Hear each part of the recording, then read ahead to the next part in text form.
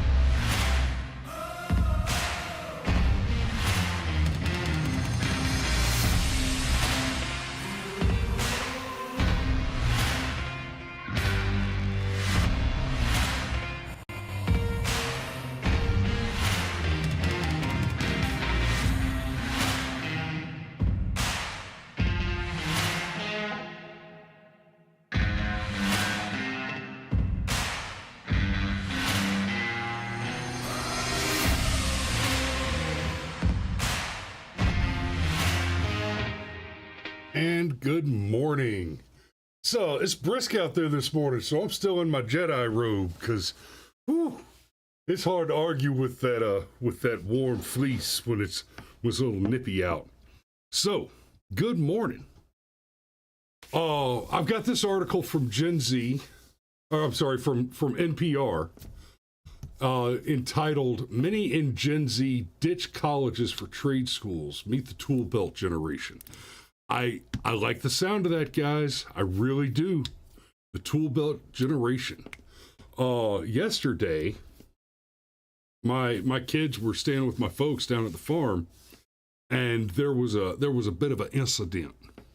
You know, one of the quirks, one of the the responsibility burden of homeownership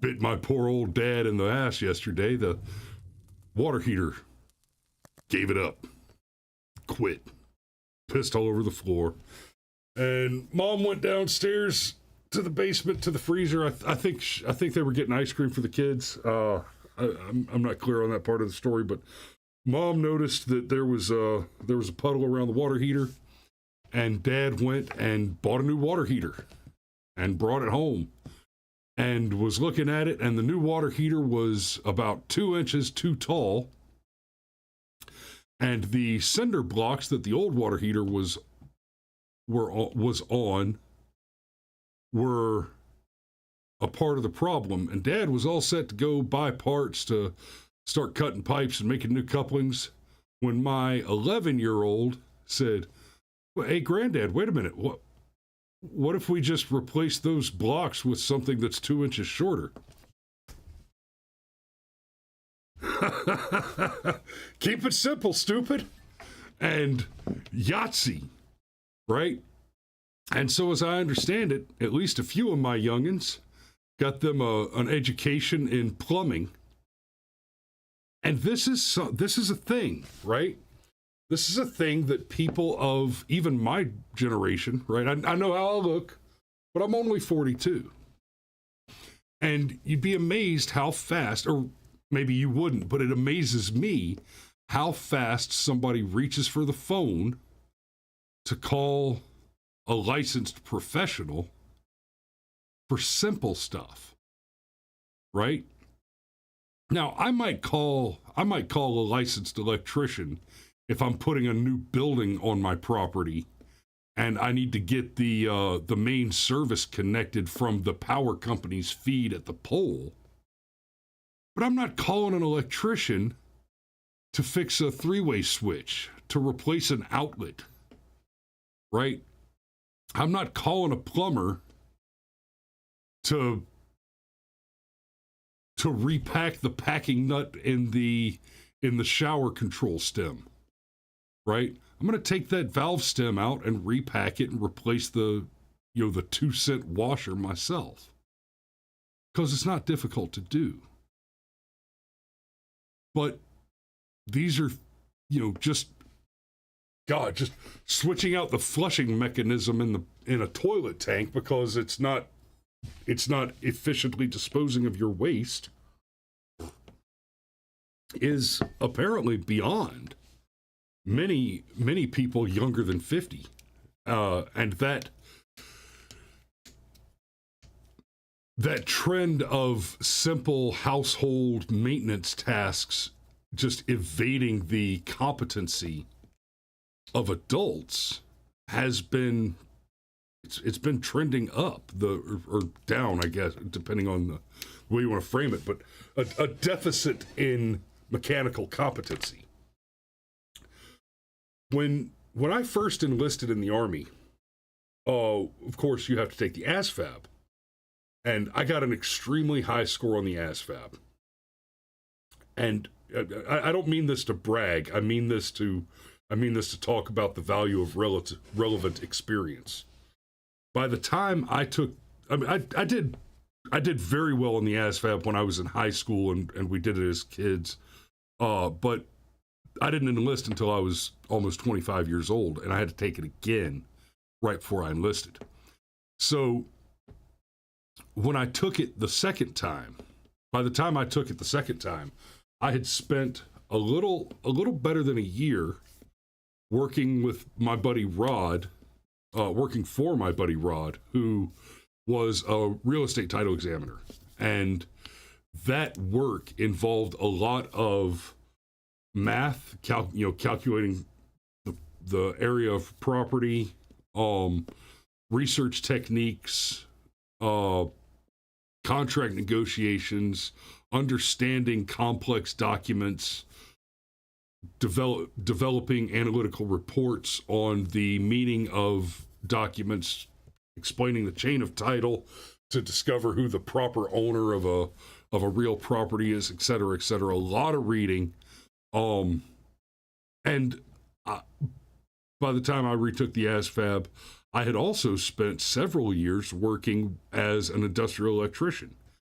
And that, believe it or not, includes a little bit of plumbing, because one, in industrial and commercial projects, the wires that you run are run in pipes. And two, when you're working on commercial and residential projects, sometimes being the electrician means you have to lend the plumber a hand, right? And of course, as an industrial electrician, I'm supplying power and control wiring for complex mechanical instruments and large machines, where I had to learn about those things as well, not just how the electrical connected or where the electrical connected, but understanding what the electrical components connected to and how they controlled those things, et cetera, et cetera. Learned a hell of a lot there. So I did extremely well on the ASVAB, a near perfect score, not because I'm smarter than everyone around me. I mean, that it helps to be smarter than everyone around me, and that's something that I've always enjoyed. But what allowed me to do so well is that I had that rich breadth of experience because the ASVAB asks questions about your mechanical competency, asks questions about your academic competency, et cetera, et cetera. So I just happen to have had valuable experiences in those multiple areas. We've talked on this show many, many times before about the rapidly decaying quality of the American education system. And I don't want to go too far down the rabbit hole on a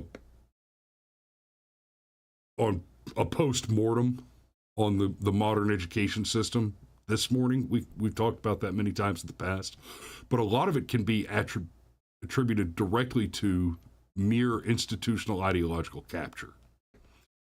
The schools, the public schools at least, and the Ivy League and public universities, to a great extent, are so ideologically captured that they are more interested in teaching your children anti-American values than useful survival skills, right? You know, one of the running jokes that is told by most generations younger than the boomers is, boy, I sure am glad I learned the Pythagorean theorem come tax time. I sure am glad when I wish I had balanced my checkbook that I know how to solve a quadratic equation. Boy, when I had a flat tire the other day, and it sure did help that I knew what the difference was between a phylum and a species, right? You know,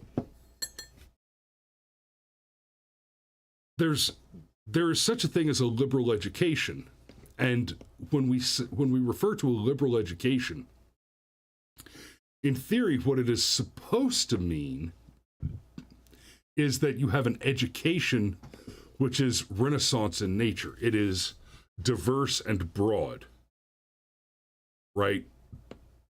So you have a smattering of art, of history, of social sciences, mathematics, literature, language, etc. And I'm personally a big fan of that conceptually. However, the majority of that education has absolutely zero value for the average person. You know, I'm a good one for quote, you know, I'll talk about 1776. I'll talk about which amendment covers which right. I'll delve into a lot of deeper, complex subjects where I actually have a very deep knowledge on those subjects. And it happens that I have been employed in some professions where some of that information, especially understanding the functions of law, believe it or not, when you're prosecuting a war in a terrorist state-sponsored nation, the prosecution of law is a useful understanding to possess. But by and large, like if I had remained an industrial electrician and continued to do that for a long career, knowing when the Constitution was ratified, you know, quoting the dates of specific Civil War battles, hell, even knowing who Franz Ferdinand is, would have zero practical value to me. Those are things which only have value if you are engaged in the particular academic pursuit of which they're relevant. I told the story last week, I think, about the time I was thrown out of high school for towering, and I had asked the question, when am I ever going to use this? And the reason I had asked the question, right, and it's a funny story, but the reason I had asked the question is I was legitimately curious. I wanted to know, is this something that I know if I'm going to study differential equations? because I want to learn more about what those do in the practice of engineering? Or is this a rocket science thing or a quantum physics thing? I don't know what it's for. That's why I'm asking the question. And the truth of the matter is, I have never in my adult professional life, in any career path that I've ever explored, had a use for imaginary numbers. Now, that's not to say that they don't have a use. There is a field of mathematics which progresses toward the identification of facts and information which is useful for the production of products or the solution of problems, but it is a field in which I am not engaged. And so that is a piece of information on which I spent a not inconsiderable amount of my living time engaged in the study of it for no useful reason. That said, I will say this in defense of that broad Renaissance liberal education generally. If exposed at an early age to a shallow investigation of a wide breadth of topics and subjects, done intentionally but recklessly, essentially throwing random information at a child while paying close attention to what piece of that information captures the child's imagination. This, I believe, can be a very valuable exercise in early youth to try and identify a subject for later specialization. But if you're in your mid-teens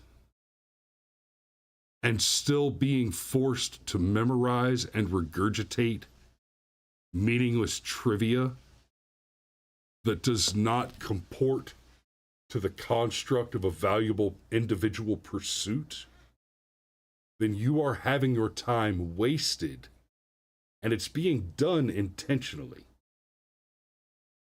Because the more citizens a government can force to have their minds scattered uselessly through a broad field of inapplicable minutia, the more valuable wage slaves can be created to go out and generate tax revenue. Oh, Mike Rowe is a good one for this conversation, the dirty jobs guy, and he talks constantly about the damage that has been done to our country by the university system. And he's one with I don't think he has an advanced degree. I don't think he's Dr. Mike Rowe. I think he got a master's in something. But I'm not sure about that. But he is one who pursued academia and then went and did the Dirty Jobs show and essentially preaches about the value of pursuing a technical degree, a technical education, over deep academia. And so I actually find this article from NPR, the headline at least, to be quite optimistic. We do have a shortage of plumbers and electricians and other skilled tradesmen in this country right now. So much so, there's actually an episode of South Park. God, I wish I'd have thought to pull this up before the show. Let me see if I can find this real quick, because this is something. I should probably be able to find this clip real quick. Let me see.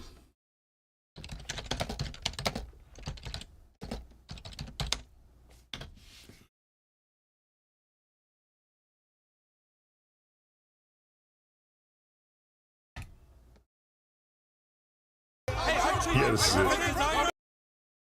Okay. I think you guys will like this. So this, because we're heading this direction. Medical advice? Hey, excuse me, you're a handyman, right? Can I get you to come look at my oven door?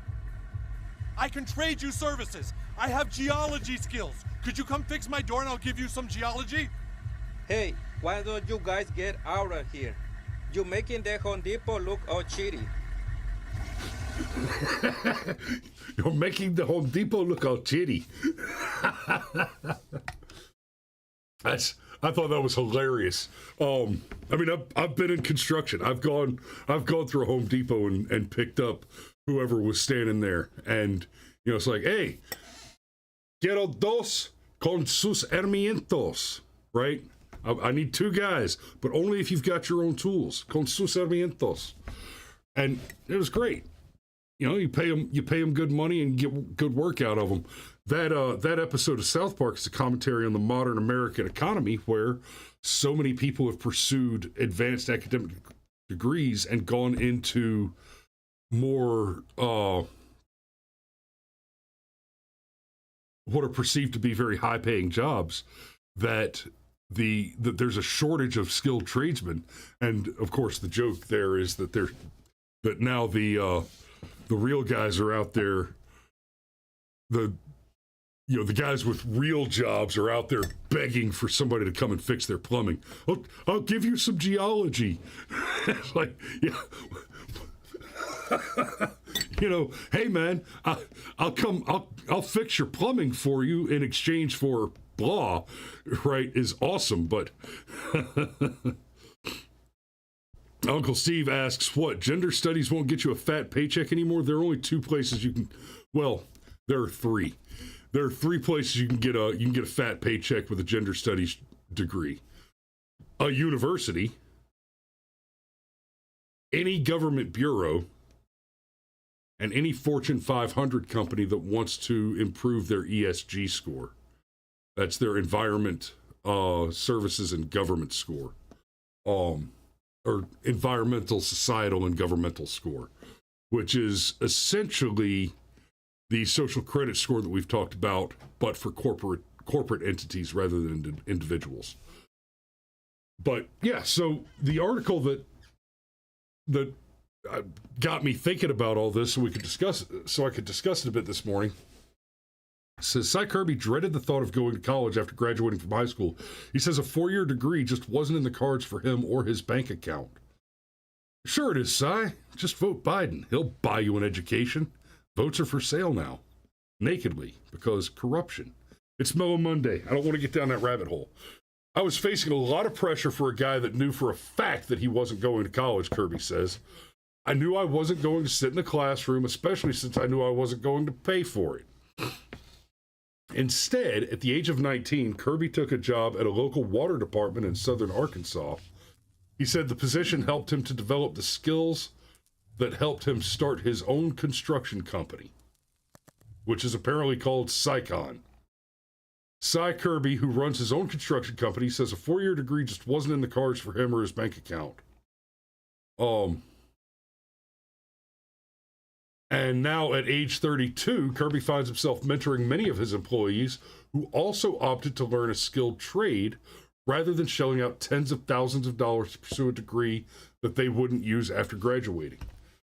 My first real job outside of slinging pizzas when I was a kid, my first real job was at Hill Phoenix, which is a company that makes refrigeration systems and control wiring systems. So basically they take a Connex, one of those big containers that you put on the back of a tractor trailer, and you build in it all of the electrical panels and initial connections that run things like large warehouse spaces, right? Walmarts have Hill Phoenix controllers on top of them. I built I worked on the crew that built the BJ's in Conyers, Georgia, and several other BJ's and Aldi's and stores like that, where I got to be on the other side of it. But I started off, I didn't know anything. I knew so little about what I was getting into when I started at Hill Phoenix that I didn't even understand that the tools I could buy from the tool cage at the company cost about 75% more than if I'd just gone and paid cash for the same tools at Home Depot or Lowe's. But they convinced me that payroll deduction was an intelligent and reasonable way to build my necessary toolkit. And hey, in all fairness, lesson learned. I'm smarter at money now too, and Hill Phoenix ripping me off had a lot to do with that. But more importantly, at Hill Phoenix, I learned how to do electrical work. And that was a skill that I later used to get a much better job working for companies like, oh God, I can't even remember the name, GenCon, General Controls Incorporated, who went bankrupt and still owes me about $1,200. That's, are you watching this morning, Steve? I don't see Rhodey on here. Rhodey and I were working together at General Controls Incorporated when they went bankrupt and just didn't pay us our last check. But anyway, but he and I we worked together at a few different places doing that stuff. And that all started, man, I didn't know anything. And Hill Phoenix taught me how to pull wire, how to measure wire, how to strip and terminate wire, how to do some basic soldering, taught me the coloring system, and you know how to measure voltage and understand the application of wattage and how to build things. It was very good. And now this article seems to suggest that there is a trend that the Gen Z is actually picking this up, and I hope that translates to even younger than Gen Z, and we see this turn around, and America goes back to work, legitimate work. You know, I think there's a big problem with moms and dads coming home from quote unquote dirty jobs, coming home with dirty clothes and sweating. You had a hard day's work, and sometimes that's looked down upon, he says. There's a great song by, I can't remember the guy's name now, but the name of the song is Clean Money. And the refrain is, if you want to make clean money, you got to get dirty. Kirby is among the growing number of young people who have chosen to swap college for vocational schools that offer paid on-the-job training. Now, and I'm going to close on this. It says that he's among the growing number of young people. Okay, he made the choice when he was a young man, but I want you guys to understand this. And I know a lot of you guys watching right now are older, and hey, I'm 42, about to be 43 years old, and when I look at a 30-year-old man, I need to be careful to remind myself, a 30-year-old man is not a young man. He's not an old man. He's a man. He's a grown-ass man. Right? At 21, 22, you're a young man. You're not a child, though. Right? Even at 20, you've been making adult decisions and signing contracts, and even if you're still living at home with mommy and daddy, by the time you're 20 years old, there's a pretty high degree of certainty that if you are employed, you have had to make choices about your health insurance. Even if the choice was to remain on mommy and daddy's health insurance because Barry the Commie and Big Mike said you could, you've had to make that decision. And if you went and asked your mommy and daddy to help you make that decision, okay, you just did an adult thing, an intelligent and grown-up thing by seeking wise counsel to aid you in the making of a decision for which you understood, because you were mature enough to have that self-awareness, that you were ill-prepared. But to talk about this guy here, who's 32 years old, owns a company, is hiring employees, and to call him a young man is a little patronizing. And it's worth remembering that, no, this is in fact a grown-ass man. He may be on the younger side of grown-ass man, but we need to be treating grown men like competent adults and stop infantilizing our American youth. I watched a great podcast where they were talking about this the other day. And this is, in fact, one of the problems with our government right now, is that grown-ass men in their 30s, in their 20s and 30s, and even into their 40s now, look at elected offices, and they seem to believe, they seem to be of the opinion that in order to be qualified for that office, you need to be on your deathbed. Well, let me remind you something. President Joe Biden, who nobody intelligently believes is competent to hold the job that he has currently, was 30 when he was elected. He was, by the standards of this article at least, a young man. But when Joe Biden was elected half a century ago,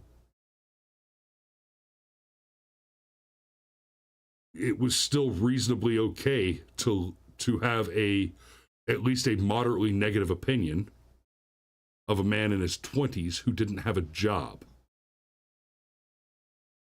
Let me clarify something for you guys. It is okay to look with disdain on a 16 or 17-year-old man who is unemployed.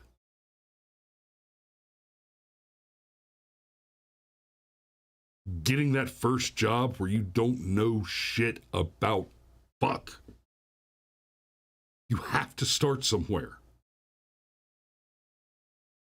You have to start somewhere. I don't care who you are. I don't care what your initial background is. You must begin with something. And that something is, I have nothing, and I need to put anything I can on top of that. Anything. So I'll close with this. Our good buddy Cameron used to have a roommate a long time ago who had, I believe she had a master's in education, had graduated college, was looking for a job. Right at the time, I'll have to have him elaborate on the story sometime, but as I understand it, I think it was he was living with his girlfriend, and the girlfriend had a friend who needed a place, and so Chicky Pants with the master's in education was crashing on the couch. I say, Rod, I see you just joined the chat. I was bragging about you earlier, and us deed-dogging back in the day. And basically I said, thank you for teaching me something useful and interesting. And thanks for popping on the show this morning. So Chicky Pants was looking for a job, and she just couldn't find a job. And Cameron was like, how the hell can't you find a job? There's jobs everywhere. I mean, you can go to McDonald's and be a fry cook. And she, well, no, I can't do that. I have a master's degree. Okay, no. That job is beneath me. You wait tables, you can bartend, you can fry French fries, you can flip burgers, you can tend to cash register. No, that job is beneath me. I can't do that because I have a master's degree in education. I will only accept a job as a professor. Yeah. I got a wake-up call for you, kiddos. If you don't have a job, nothing is beneath you.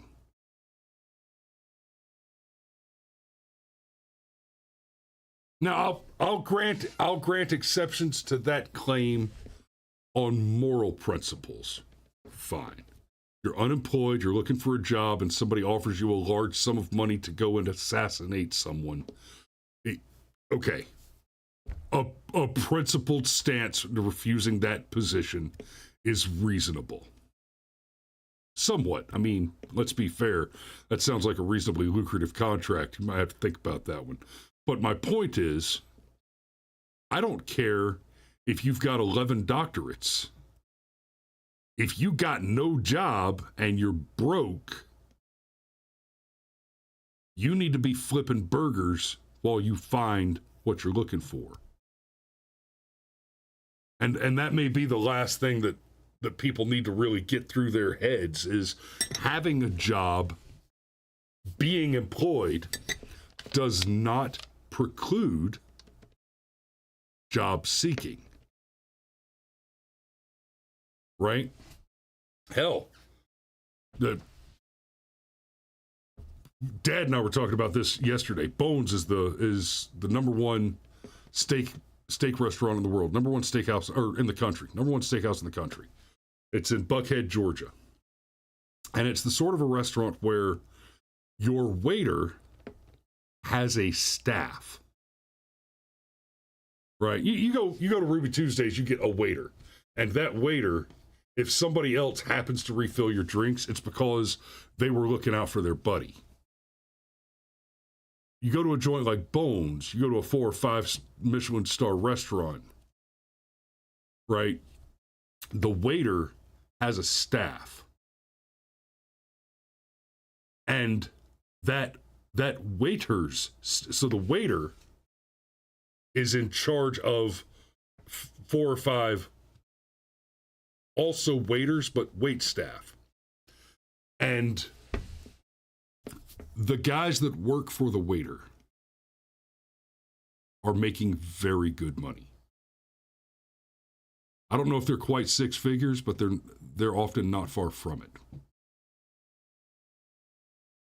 Now, I should think that if that was the target, that might be a difficult position to secure. That might be one that has a high degree of competition. Maybe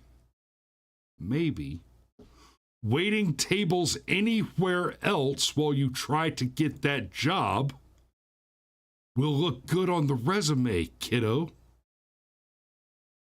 If you ain't got no job, nothing is beneath you. I've had some shitty jobs, guys.